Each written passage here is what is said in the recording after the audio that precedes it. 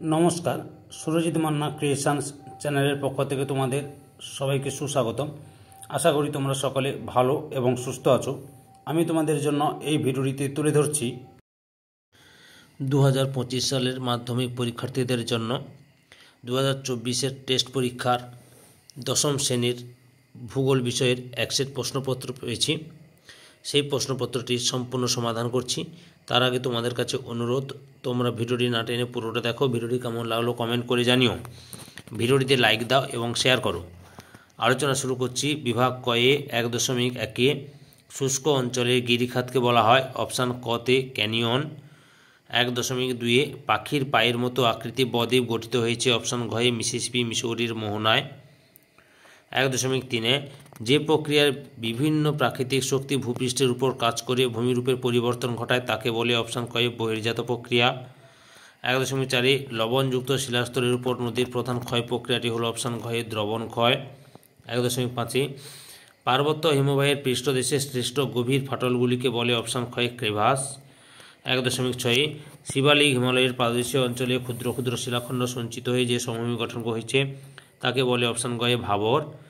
1.7-এ গঙ্গা নদীর উৎস হলো অপশান ঘয়ে গঙ্গোত্রী হিমবাহ।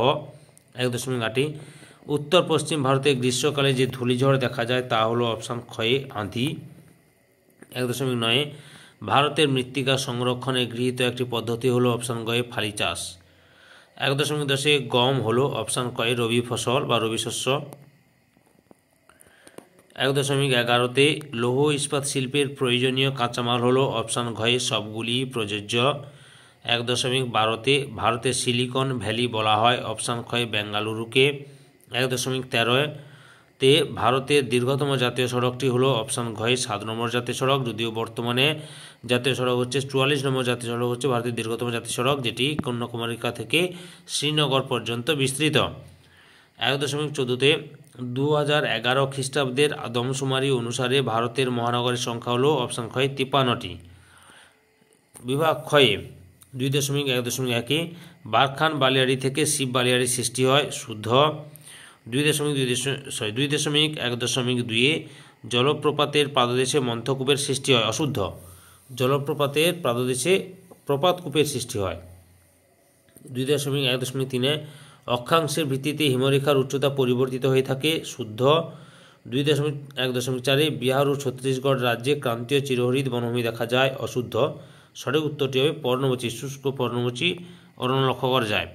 2.1.5-এর দাগে পেট্রোরসায়ন শিল্পকে আধুনিক শিল্পদান ব্যাখ্যা দেওয়া হয় শুদ্ধ। 2.1.6-এ বিশাখাপত্তনম ভারতের একমাত্র শুল্কমুক্ত বন্দর অশুদ্ধ।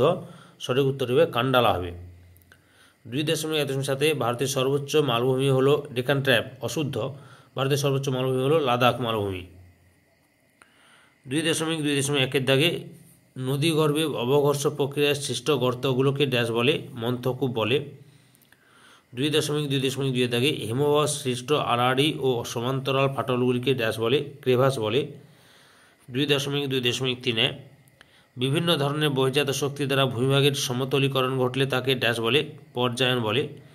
2.2.4-এর দাগে দেবপ্রয়াগে ভাগীরথী ও ড্যাশ নদীর মিলনে গঙ্গা নদীর সৃষ্টি হয়েছে অলকানন্দা নদীর।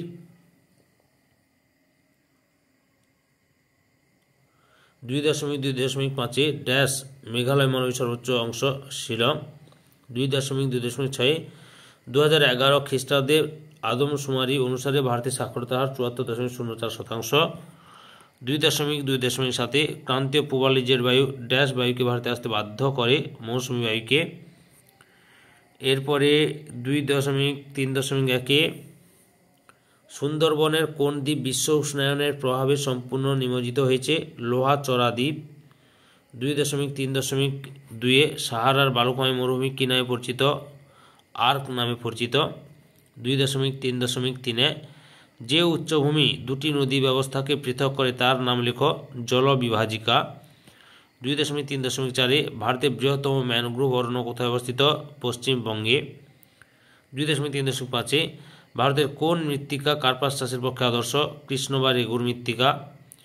2.3.6-এ দক্ষিণ ভারতের দীর্ঘতম নদীর নাম কি গোদাবরী। 2.3.7-এ ভারতের একটি জায়িদ ফসলের নাম লেখো আউশ ধান।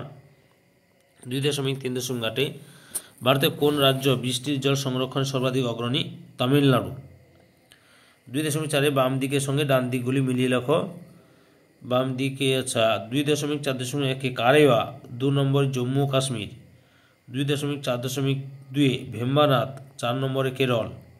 2.4.3 তাল, 1 নম্বরে পশ্চিম হিমালয়ের হ্রদ।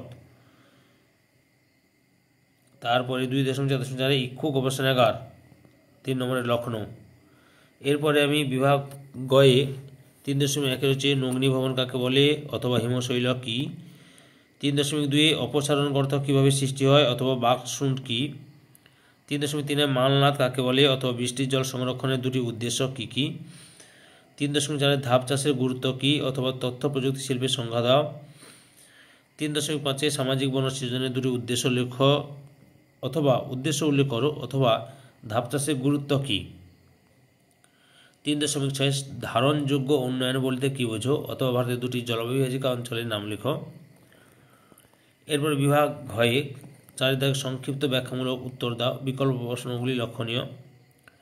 4.1 নদীর মোহনায় বদ্বীপ গড়ে ওঠে ব্যাখ্যা করো অথবা মরু অঞ্চলে বায়ুর কাজের প্রাধান্য দেখা যায় কেন?